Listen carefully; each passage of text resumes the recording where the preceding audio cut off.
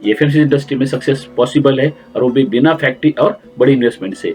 तो कैसे, आइए जानते हैं। Point number 1, white labelling.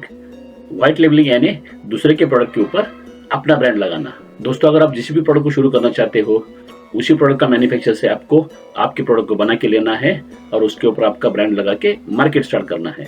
Point number 2, distribution model को अपनाइए। आप बिना प्रोडक्शन से खाली बेचने पे फोकस कीजिए। आप आपके लोकल एरिया में डिस्ट्रीब्यूटर की तरह आपका रिटेल आउटलेट का नेटवर्क मजबूत कीजिए।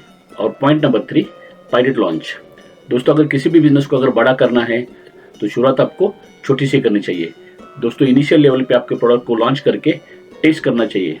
मार्केट से जो भी फीडबैक आते हैं उसको इम्प्लीमेंट करके वापस से उसको रिलॉन्च करना चाहिए, और उसके बाद आहिस्ता आहिस्ता उसको स्केल करना चाहिए। दोस्तों, मिनिमम इन्वेस्टमेंट और कम रिस्क से अगर आपको बिजनेस स्टार्ट करना है तो एफएमसीजी गुरुकुल को जरूर संपर्क कीजिए। धन्यवाद।